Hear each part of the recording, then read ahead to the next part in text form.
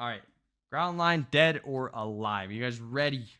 In today's multiplayer market, there are so many games to choose from to playing it will make your head spin. One game that I do see come up from time to time for the younger crowd at least is the game Roblox, an online gaming platform that has its online community creating games within its engine that everyone can play. The concept is novel. Host an online gaming engine where your player base can then create the games for the rest of your users to play. It's genius really, and because of that, over the years Roblox has skyrocketed into popularity with the younger audience that plays it. But what if True, think about this. Roblox, I don't think I've ever seen a time where Roblox wasn't popular. like bro, you would think, I remember as a kid playing Roblox, and then you usually games start to die out a little bit, especially a little kid type of game. But man, this game just keeps going. It's still popular to today. What if I said there is a game that predates Roblox that essentially had the same exact concept? Well, back in 1998, there was such a game. Graal Online is a relatively small-known community of games similar to Roblox. Originally dubbed Zelda Online because of it drawing inspiration and even reusing some of the assets from A Link to the Past. Obviously, the name was changed from Zelda Online to Graal shortly after to avoid copyright issues, as well as to establish itself as something more than just an online clone of an. Can you imagine? Zelda Online. Zelda Online. I respect it. That's a... yeah, I could see why they changed it to Graal. Do you guys say Graal or Growl? What is it? I say Graal, but I hear everybody say Growl. A Nintendo game. Graal Online was one of the first online network of player-created online games I ever experienced as a kid, and it went on to be one of my favorite little unknown gems as I was growing up. For the most part, Graal was really only known by what seemed like a small community online that has only shrunk as time has moved on. Nowadays, logging into the game, the population has dwindled down to what seems like a fraction of what it used to be. While the website says there is more than 6,000 players online, it's hard to actually gauge how many people are actually playing PC. The mobile Look at this. Just look at this, right? Look how cool Growl. Just kidding. Look how cool Graal is. The idea of this. Can you imagine just looking at this game? You see this guy with whatever that is, and he has these cool effects on him. This guy's flame effects. These guys have items. This guy's a toilet. Okay, this guy's a toilet. There's just so much. That's literally Peppa the Pig. There's so much. Versions, or even the hosted games that people create. In this video, I'm going to talk about this little gem. Wish the history is more well documented. True. Is there a history video? Of a game I found when I was a kid, and ask you, the viewer, the question: is Graal Online dead or alive? Ooh. Become a Graalian now. Oh my goodness, look at that. The quality is fantastic. Dead or alive, Graal Online is developed by Toons Lab and published by, oh my goodness, I doubt I'm gonna say this correctly, Cyber Jouer? How do you say that? That's French. Jouer. How do you even sound like a French person? Joueurs. Joueur. Both companies being French. Cyber's old website shows that the company hosted various games with online components such as Bomberman or Neuron, which was basically a Tetris clone but available to play online. Checking out the Graal section, Graal started... I actually had no idea this was a thing. I had genuinely zero clue this was a thing. Cyberjouer has Bomberman, Graal, chess. That's actually crazy. Also, look at the early 2000 UI.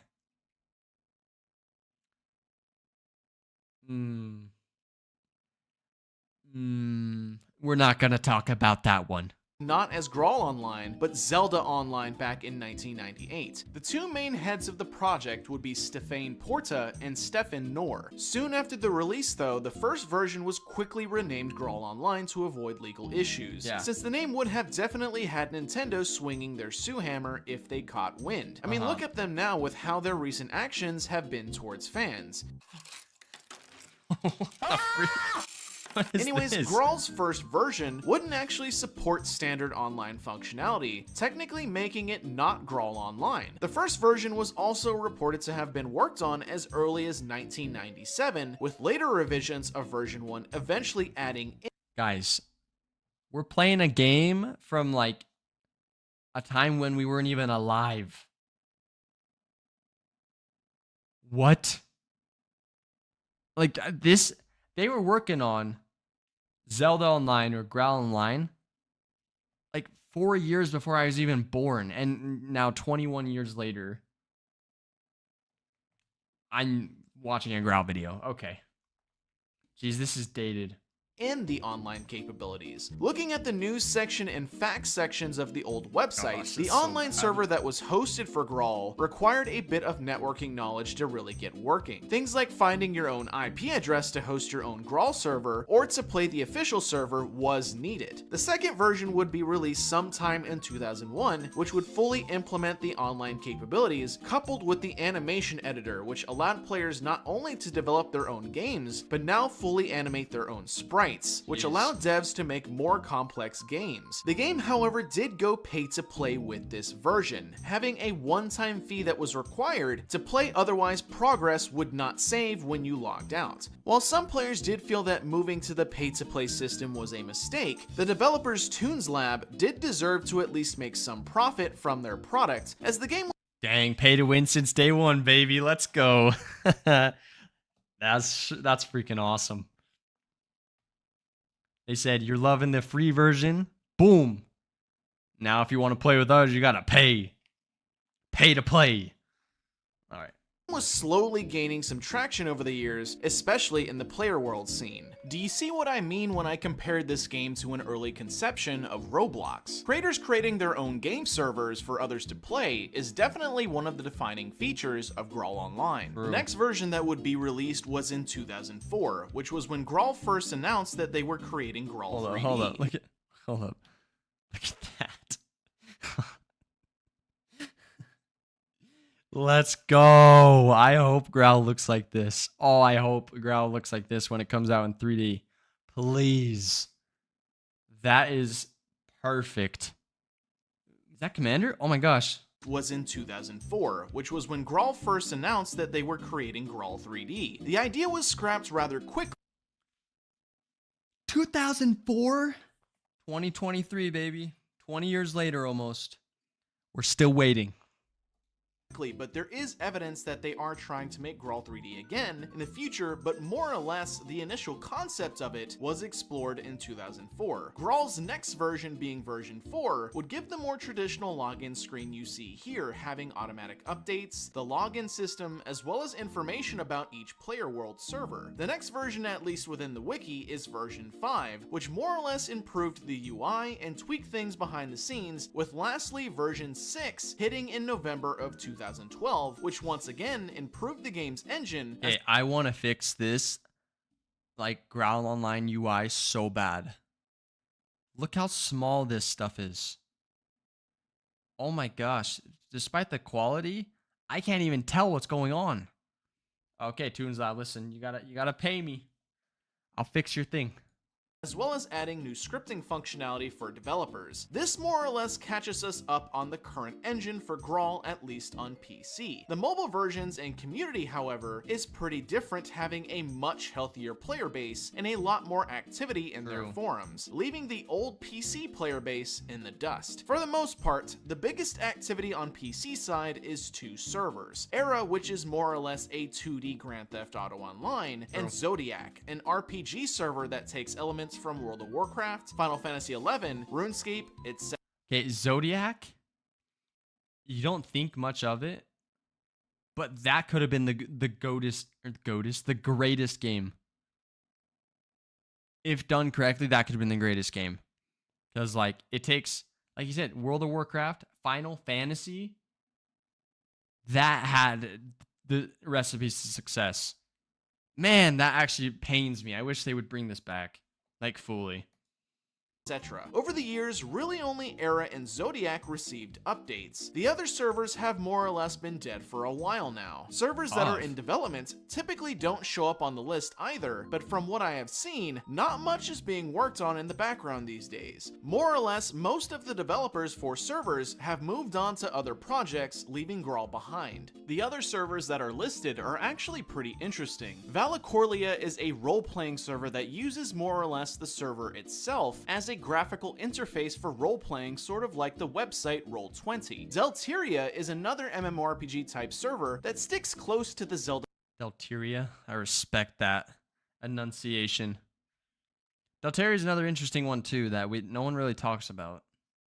Like roots of Graal itself, but also has a lot of cool stuff going for it. It's actually a shame that it currently has no players, at least on the PC side. Lastly, on PC there is Kingdoms, which is another RPG server that has unique graphics and even some 3D effects, but like Delteria, is also dead in terms of a player base. There's other servers you can play via the website though, or Facebook. The classic Graal server plays like a traditional old school Zelda game, but more or less has goals, achievements, and a community. The other servers are more or less the same game with a different. A lot of the current player base on the phone/Facebook servers do not speak English.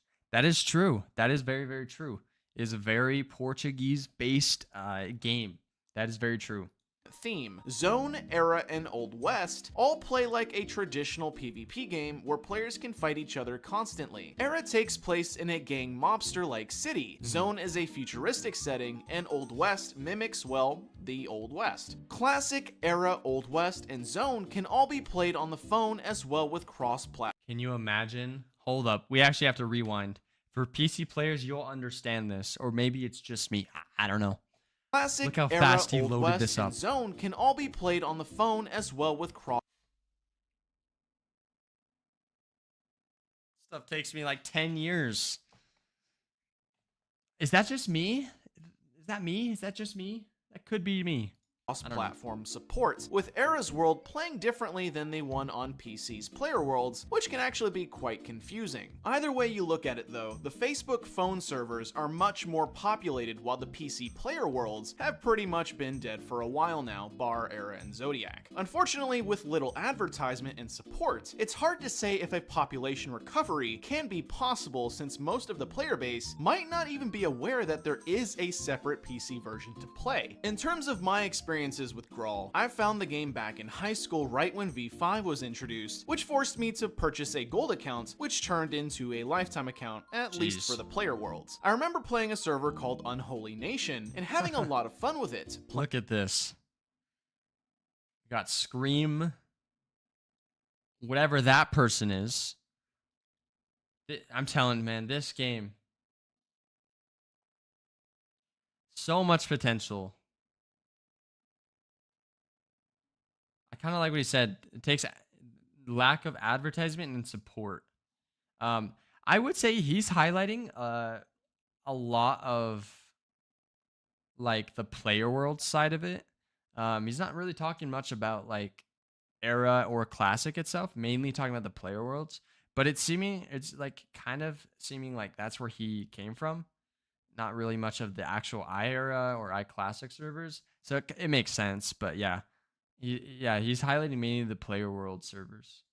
Playing minigames, talking to random people, and just being social. Most of the time was still spent in the Zodiac server though, which even to this day I sometimes check out to see if it's still active. Unfortunately, with how obscure this game is, I don't quite think the PC version of Graal will ever really have an explosion of population. Many of the players that were until Steam. Because, okay, they added the Facebook collaboration. Well, that's gone now, but that really popped off with Graal, like on the game, or sorry, on the phone. And the App Store, it was getting big on the App Store. It's like, and this was the time where mobile gaming was like top tier, right? Like, not many people had PCs. If you had a PC, you were like over the age of like 20. Now, like, kids are like 6 at PCs. But back then, the current PCs were phones. Like, I don't think anyone can argue that, right? No one can argue that. Like, everybody played phones or like Xbox or PS3 or 4, but the phone or iPods or Androids or whatever were so much more popular. So it makes sense why these servers were really like popping off then. Now I feel like mobile gaming isn't where it's used to be, and PC gaming starting to come up. So I'm curious when they add this game to Steam. I'm curious to see if that'll skyrocket anything. Playing when I found the game back in high school are the ones still playing to this day. Maybe with this video some people will give Graal Online a chance, but unless the development team plans to come back and support the game, which they've been absent for a few years now, the current population will most likely be all there is. At least with the dedicated player base on phone, the game will most likely still be supported for a long time, so there is that at least. I'm still hopeful that maybe some new developers will become interested in the player world and create a new interesting server to play, but I guess time will tell. So, Mr. Vagrant, you got to try out when it comes out Tropical. That is probably the most up and coming server right now on Player Worlds. with this video, what do you think of Graal Online? Do you plan to check it out? And with the population on PC at least, do you think this game is dead? Let me know down in the comment section below. If you found this video entertaining and want to support the channel, give the video a like as well as subscribe to. Yeah, guys, honestly, W video. I love this video. It takes a different perspective. Go subscribe to Vagrant on YouTube. He has almost 11,000 subs. It's getting rid of 11,000. This will probably be up on YouTube. I'll probably post this reaction on YouTube, and his link will be in the description for that. But yeah, dude, honestly, W video from Vagrant. It's kind of cool seeing a player's perspective from the player worlds, because you don't see much of that. You mainly see like, oh, I played when I was younger on my phone. But yeah, he came from player worlds, which is really cool. W, go subscribe to Vagrant, please.